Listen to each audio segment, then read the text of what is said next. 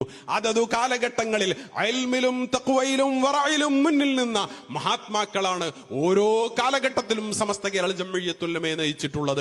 1920കളുടെ കാലഘട്ടങ്ങളിൽ മഹാനായ സയ്യിദ് അബ്ദുറഹ്മാൻ ബാലവി വരക്കൽ മുല്ലക്കോയ തങ്ങളെ പോലെയുള്ള, മഹാനായ പാങ്ങിൽ അഹമ്മദ് കുട്ടി മുസ്ലിയാരെ പോലെയുള്ള മഹാത്മാക്കൾ ഇതിന് നേതൃത്വം നൽകി. ആ കാലഘട്ടത്തിലെ ഏറ്റവും ഇൽമിലും തഖ്വയിലും വറയിലും മുന്നിൽ നിന്ന മഹാന്മാരായിരുന്നു. ശംസുൽ ഉലമയുടെയും കണ്ണിയത്ത് ഉസ്താദിന്റെയും കാലഘട്ടം എന്ന് പറയുന്നത് ആ കാലഘട്ടത്തിൽ ഇൽമിലും തഖ്വയിലും വറയിലും മുന്നിൽ നിന്ന ഒരു പണ്ഡിത നേതൃത്വമാണ്.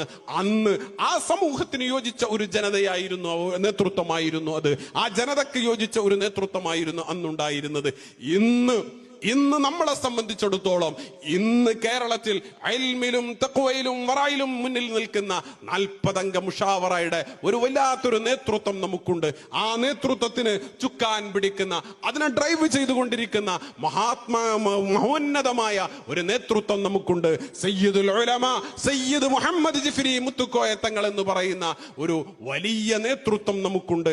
അല്ലാഹു റബ്ബു തആല സമസ്ത കേരള ജംഇയ്യത്തുൽ ഉലമ ഒരു നൂറ്റാണ്ട് പൂർത്തീകരിക്കാൻ നിൽക്കുന്ന സമയത്ത് ഈ ഉമ്മത്തിന് നൽകിയ വരദാനമാണ്. മഹാനായ സമസ്തയുടെ സ്ഥാപക നേതാക്കളിൽ പെട്ടിട്ടുള്ള വാളക്കുളം അബ്ദുൽ ബാരി മുസ്ലിയാർ എന്ന് പറയുന്ന സമസ്തയുടെ സ്ഥാപകകാല വൈസ് പ്രസിഡന്റും പിന്നീട് പ്രസിഡന്റുമായ മഹാനായ വാളക്കുളം അബ്ദുൽ ബാരി മുസ്ലിയാർ തലയിൽ കൈവച്ച് ദുആ ചെയ്തിട്ടുള്ള കുട്ടിയുടെ പേര് കൂടിയായിരുന്നു സയ്യിദ് മുഹമ്മദ് ജിഫ്രി മുത്തുക്കോയ തങ്ങൾ എന്ന് പറയുന്നത്.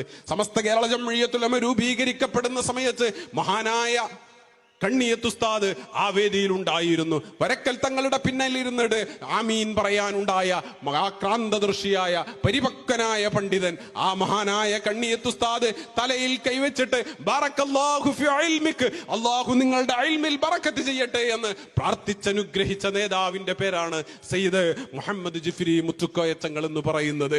മഹാന്മാരായ നമ്മുടെ നേതാക്കൾ, സമസ്തയുടെ സ്ഥാപകനെന്ന് വിളിച്ചു പറയാവുന്ന നേതാവാണ് മഹാനായ പാങ്കിൽ അഹമ്മദ് കുട്ടി മുസ്ലിയാർ.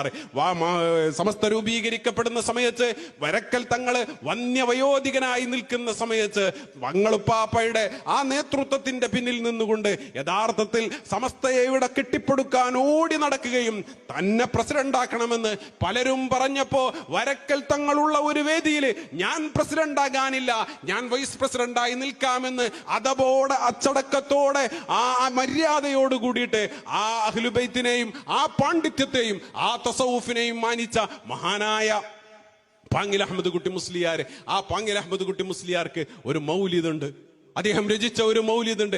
ആ മൗലിദ് എന്ന് പറയുന്നത് മഹാനായ ഇന്നത്തെ സമസ്ത കേരള ജംഇയ്യത്തുൽ ഉലമയുടെ പ്രസിഡന്റ് ആയിട്ടുള്ള സയ്യിദുൽ ഉലമയുടെ 5ാമത്തെ പിതാവായിട്ടുള്ള മഹാനായ സയ്യിദ് ഹുസൈൻ ജിഫ്രി തങ്ങളെ കുറിച്ചുള്ള മൗലിദാണ്. മഹാനായ മമ്പുറം തങ്ങള് വിളിച്ചു വരുത്തിയ ഖുതുബുസ്സമാൻ സയ്യിദ് അലവി തങ്ങള് മമ്പുറത്തേക്ക് വിളിച്ചു വരുത്തിയ യമനിൽ നിന്ന് വന്ന് കൊടിഞ്ഞിയിൽ താമസമാക്കിയ സയ്യിദ് ഹുസൈൻ ജിഫ്രി തങ്ങളെ കുറിച്ച് മഹാനായ പാങ്കിൽ അഹമ്മദ് കുട്ടി മുസ്ലിയാർ അദ്ദേഹത്തിന് ഒരു രോഗം ബാധിച്ചപ്പോ അദ്ദേഹം നേർച്ചയാക്കുന്നുണ്ട്, എന്റെ ഈ രോഗം മാറിക്കഴിഞ്ഞാല് ഞാൻ ഹുസൈൻ ജിഫ്രി തങ്ങളെ കുറിച്ച് ഒരു മൗലിദ് രചിക്കുന്നതാണ് എന്ന് അദ്ദേഹം നേർച്ചയാക്കുന്നു. അദ്ദേഹത്തിന്റെ രോഗം മാറുന്നു.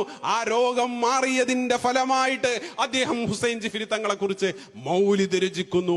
അങ്ങനെ കരുത്തുറ്റ പാരമ്പര്യമുള്ള ഇസ്ലാമിക സമൂഹത്തിന്റെ മുമ്പിൽ എല്ലാ നിലക്കും സമസ്ത കേരള ജംഇയ്യത്തുൽ ഉലമ 100ാം വാർഷികം ആഘോഷിക്കുന്ന സമയത്ത് മഹാനായ വരക്കൽ മുല്ലക്കോയ തങ്ങളെ ഏതൊരു ആദർശത്തെയാണോ നമ്മുടെ മുമ്പിൽ വരച്ചു കാണിച്ചു തന്നിട്ടുള്ളത്, അതേ പന്താവിൽ യാതൊരു വ്യതിയാനവുമില്ലാതെ യാതൊരു വൈകല്യവുമില്ലാതെ ഇതിനെ കൊണ്ടുപോകാവുന്ന ഒരു കരുത്തുറ്റ നേതൃത്വം മഹാനായ ജിഫ്രി തങ്ങളുടെയും മഹാനായ ഷെയ്ഖുൽ ജാമിഅ ആലിക്കുട്ടി മുസ്ലിയാരുടെയും നേതൃത്വത്തിൽ നമ്മുടെ മുമ്പിലുണ്ട് എന്നതാണ്. അതുകൊണ്ട്